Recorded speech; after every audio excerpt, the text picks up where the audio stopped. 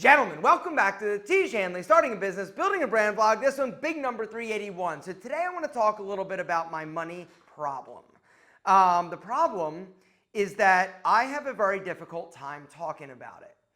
And it's something that I've been thinking a little bit more about because of the new YouTube channel I'm starting called Alpha Empire. The whole goal of that channel is to help people build their own empire through my learnings, my experience, and just things that I have learned throughout my journey of entrepreneurship. Everything from where I started to where I got to and where I am now currently. You know, there was a lot of lessons that I learned the hard way. A lot of businesses weren't successful, some of them were, and the bottom line, as you guys know, I've done well for myself, right? I've done really well. I've done better than I guess ever dreamed possible in terms of my professional and financial career. But if I'm being even more honest, I never really thought about it, right? I never wanted to be successful because I wanted to drive a nice car or build an expensive house. It was just the feeling of wanting to be validated, right? Because through my entire life, I struggled with that. I felt like I was less than other people. I also felt like, you know, I just didn't feel good about myself. And so for me, it was always about, you know, wanting to be successful, like whatever that meant, was just to feel like I mattered to other people and that I was as good as them. And I think one of the reasons why I've worked so hard and why I've got such a work ethic that I do is because I'm trying to prove something to the scared, broke little kid that was embarrassed to have his parents drop him off in front of high school. And it wasn't because I was just embarrassed of my parents. I was embarrassed because their car was like really bad. And you know, it was kind of like the story of my life, right? I grew up without, and when you do this, I feel like you break one of two ways. You're either going to accept your situation and circumstances and limit your ability and your potential, or you're going to do what I did and so many other successful people, is you decide, no, I'm going to figure it out because I don't like this, and I'm going to break free, and I'm going to get what I need and what I want out of life.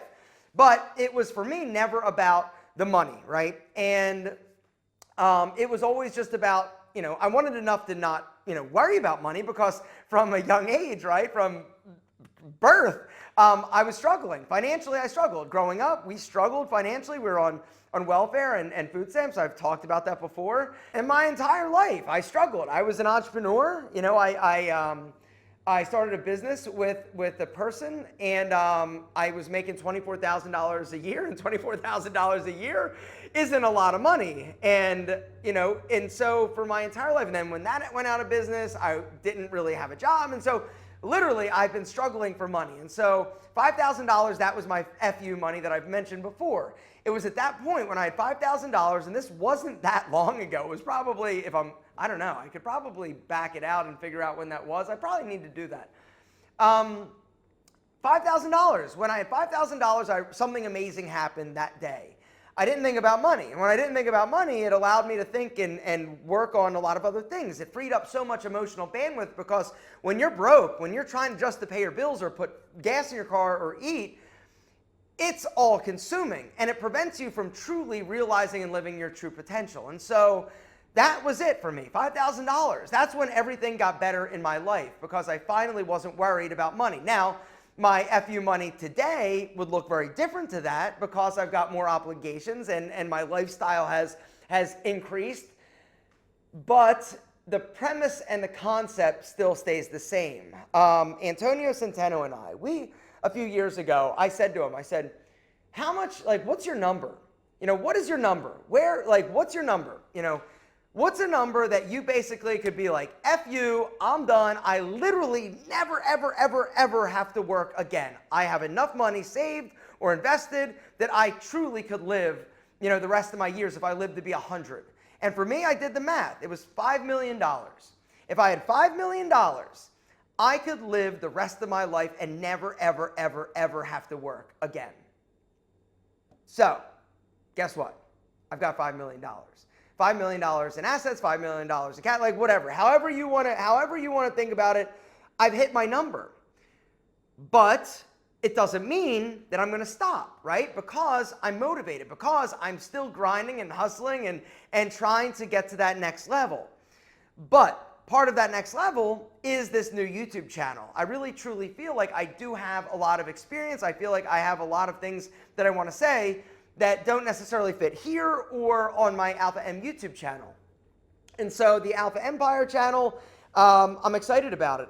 I'm just about to hit 20,000 subscribers. I haven't launched an official Alpha Empire video, but Christian in 2 days is coming here and we're going to film like the trailer. I have actually filmed the first video for it, and it's basically entitled The Rise of Fake Gurus, because that was one of the other catalysts to me wanting to start this channel. You know, I am very inspired by people like Alex Hormozi, right? Where he is basically just giving you his information for free. He's not asking for anything, but there are so many people that are not like him. There are so many people out there like crazy. Like, it's almost like the new, like, it's a new internet epidemic. Is everybody is an expert, everybody is a guru, everybody is trying to get you to believe them and buy their course, and they've got the secret and they're going to teach you how to do X, Y, and Z. Everything from high ticket closing sales to, you know, an Amazon store, like, to whatever. And typically these gurus are selling you on a few assumptions or assertions. Number one, it's easy. Number two, it's a lot of money. Number three, you can do it. Number four, you got to buy their course in order to get the secret. When the truth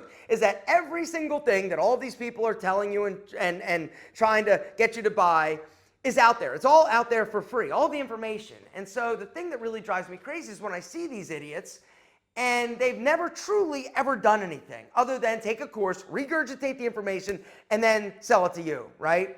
And do videos and try to figure out that whole, you know, the information marketing game. It's a game and it's easy. It's easy to learn if you just know what to look for.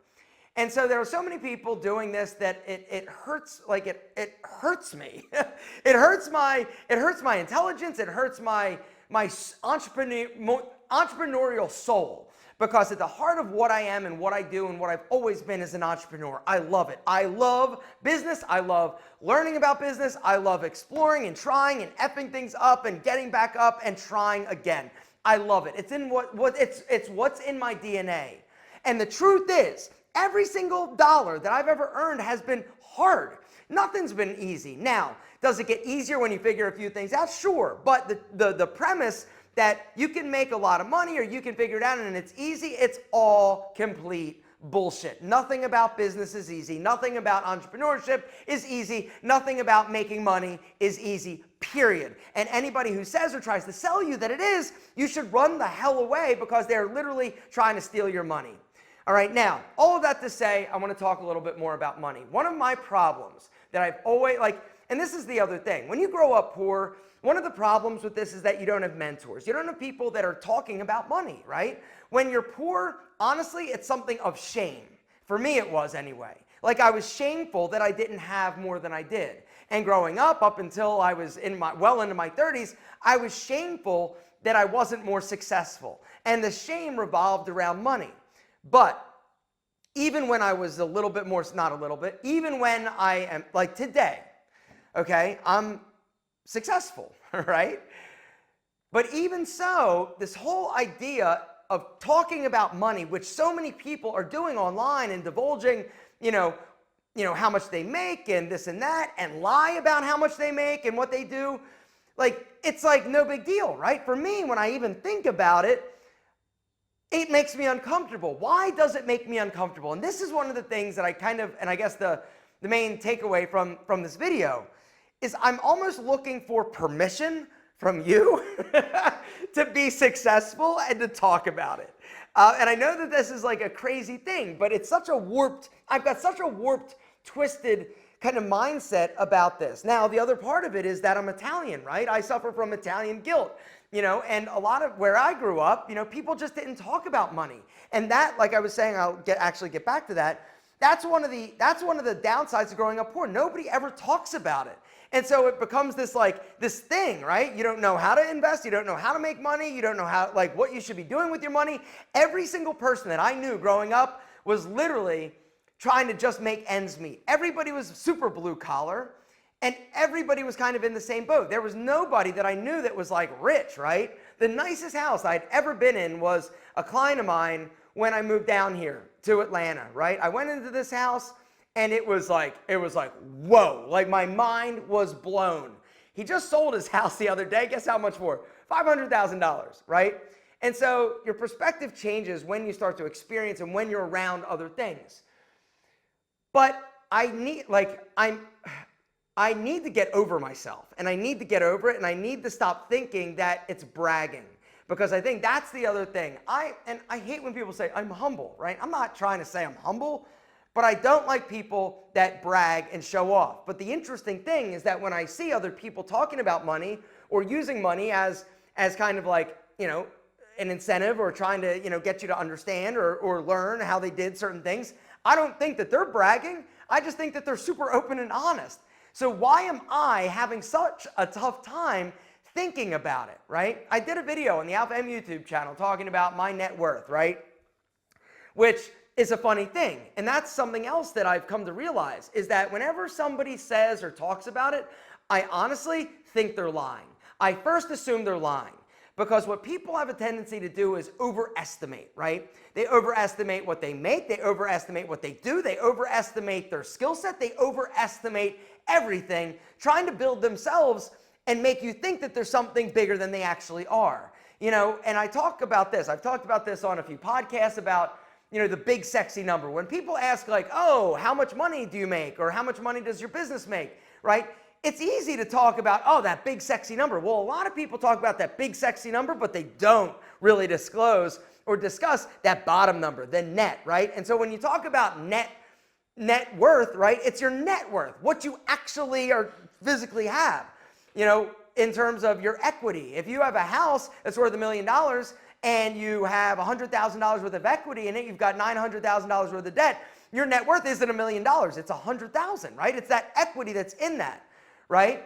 And so same thing, right? It's very difficult to calculate a net worth on a business, right? So I've got businesses. What are they actually worth? I do know what one of them's worth, because Tiege Hanley, we actually converted into a C Corp, into QSB, which is called a qualified small business.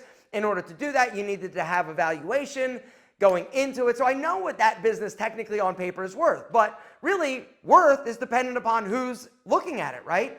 If we were to sell our business, Tiege Hanley, to a private equity firm, they would simply be buying it for cash flow.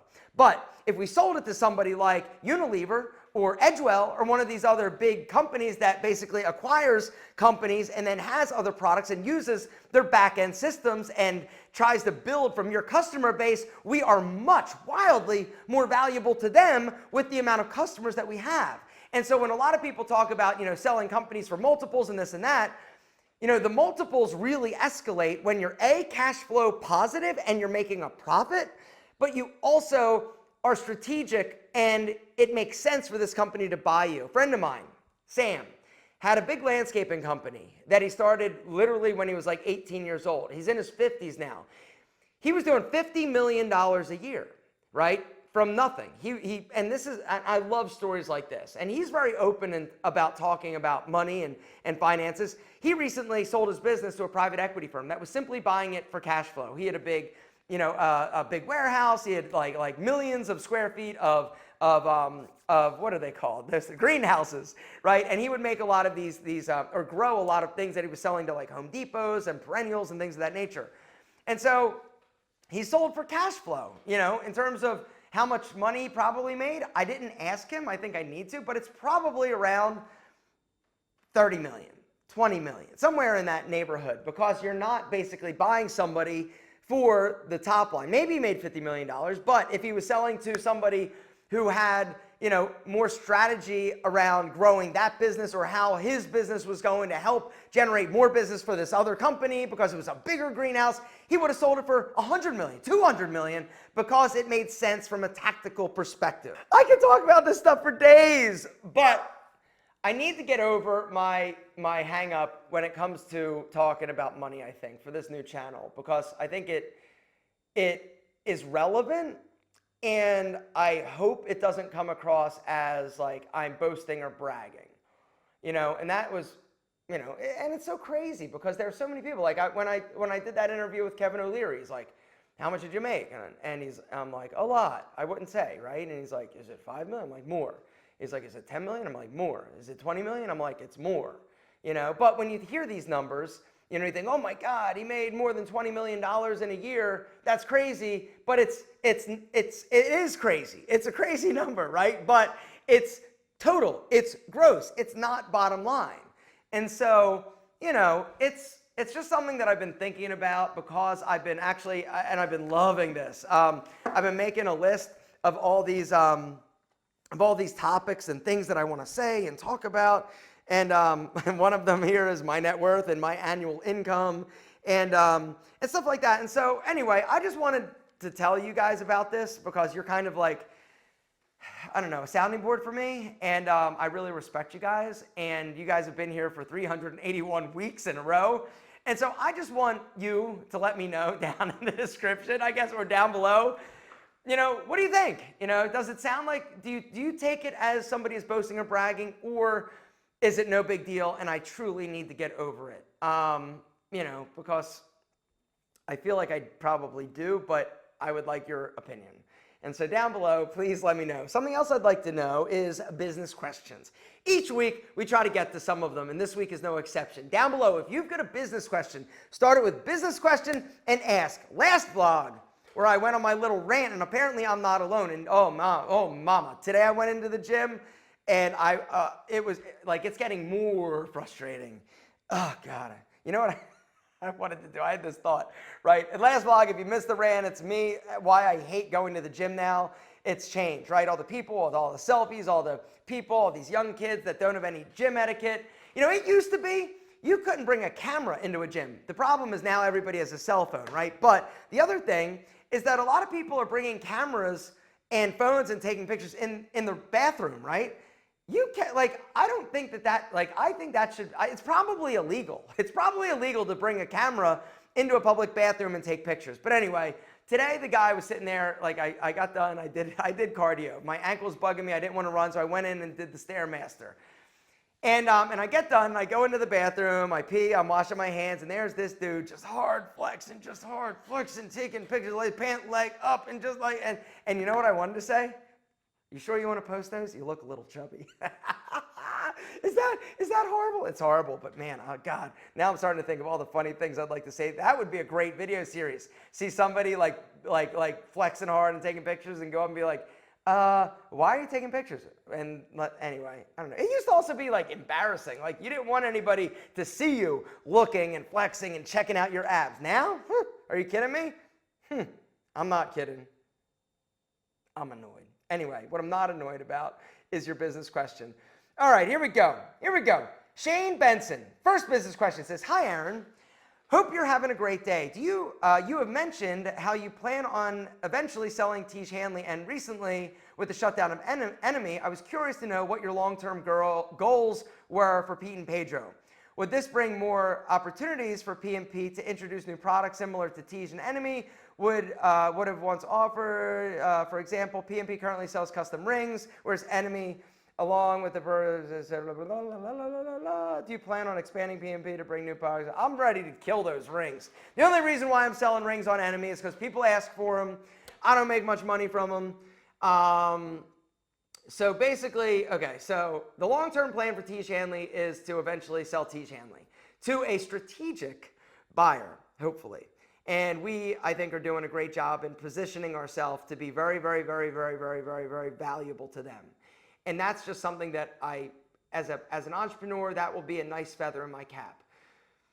And what about Pete and Pedro? So Enemy didn't work. Influential Media, different scenario. Pete and Pedro, I have no desire to sell it. I've got I'm really enjoying the process of growing it with the team that I have. And they talk about lifestyle businesses, right? And so the lifestyle business is very, very, very, very good, you know, in terms of, when we talk about money.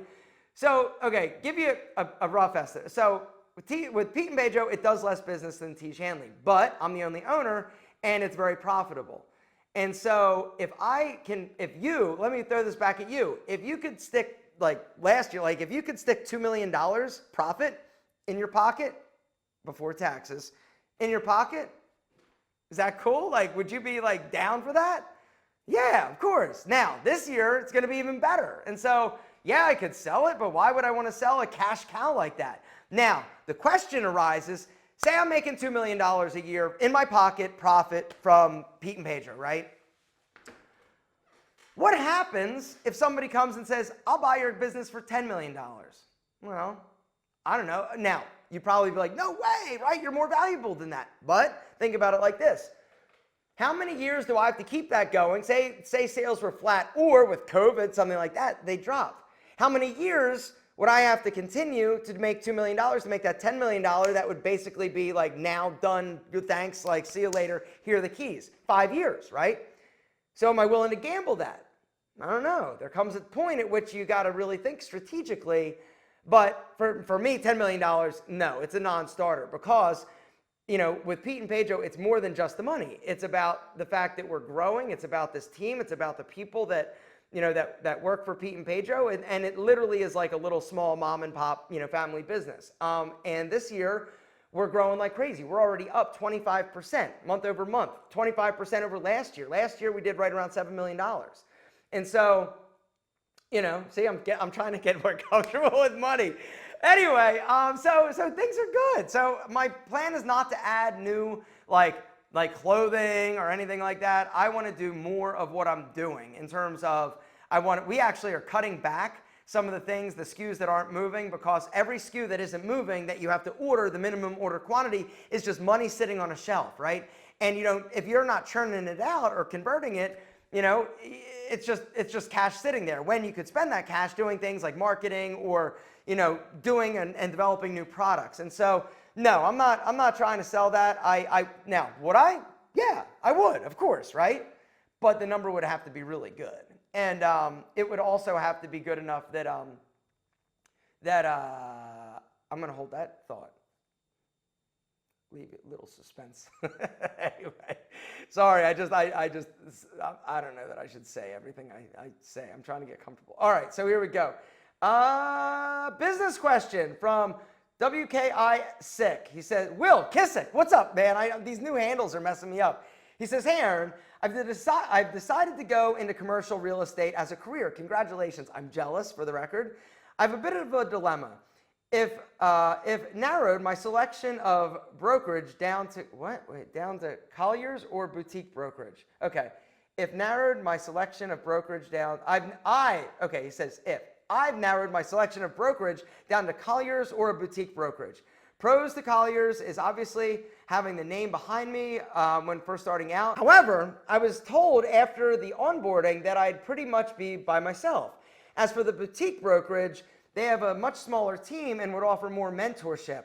Both offer a salary in your first year. I was wondering if you could give me your opportunity of what you think the better option would be and what to choose. So yes, I do. So here's the interesting thing, Will Kissick. You've got to decide what is your goal right now going into it. Is it simply to make a lot of money, or is it to grow, learn, make money, maybe not as much, but learn from people that have been there, done the job, so that then you can parlay that into something bigger and earn more in the future. I actually just watched an Alex Hormozi video about this, about why 20-somethings are going to remain poor. They basically are so focused on earning now and less about learning and mentorship in order to learn more in the future. And so you getting into commercial real estate, what I would probably do, I think it sounds sexy to be with a big agency, but they've got lots of brokers. They've got, other bigger fish in the sea. But if you small and join the boutique brand, you're more valuable to them. Now, they may pay you the exact same, or you may get paid less. You may not have as many leads, but the truth is that a lot of the leads you're going to be getting are going to be self-generated, because if there's somebody more experienced at Colliers or wherever, they're probably going to get the listing. And typically in agencies like that, the top agents, they produce the most, they get the most leads, right?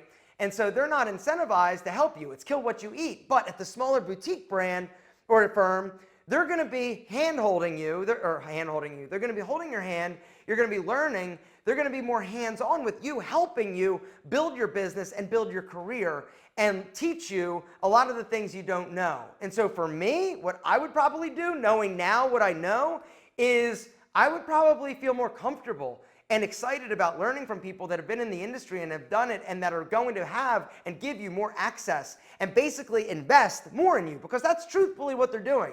they're going to be investing more. They're going to be holding your hand. They're going to be teaching and helping you learn, which is an investment. It costs them time. It costs them money. It costs them, valuable resources, but they're banking on you. So for me personally, I would go boutique, but this is just my opinion. Good luck, congratulations, but I think I know probably what you're gonna do. I think you just wanted a little affirmation. Go boutique, you can always go with the big guy later. But now you're about learning, it's not about earning. Learn first, earn later. The last business question is from our friend Jackie Chan 3436. Hi, how did you start your first business? What did you have to do to make it and prepare it 100%? What did you have to do? Okay, and how much money did it cost? So my first business was, what was my first business? My first business was the nutrition store. We started that with $25,000 investment. That got us our inventory, our opening order. We had no idea what we were doing. My business partner wasn't amazing, and I ended up leaving that. My second business cost a little bit more. That was the fitness center, but that isn't a really good analogy. Okay, so let me just take one part of your question. In terms of how much money it costs, it really depends on you. It depends on your business. It depends on what you're doing. But the one thing that you need to understand, and I guess the value that I'm going to offer you for this question, is how to make it 100%. How are you going to be 100% prepared? You're not. There comes a point at which you've got to stop planning, trust that you've learned what you can, and jump. All right? No amount of textbooks, no amount of learning, no amount of mentorship can prepare you for actually rolling up your sleeves and getting those hands dirty. Gentlemen, that's where I'm going to wrap things up. We love you more than our double monk strap shoes. If you haven't subscribed to the Alpha Empire channel, do it. We'll link it down below. And if you think me talking about money is all right, say, yo, Alpha, it's all right. We don't think you're an arrogant dick, or as much of an arrogant dick as you feel like you would be talking about money. Gentlemen, I'll see you next week. Thanks for everything.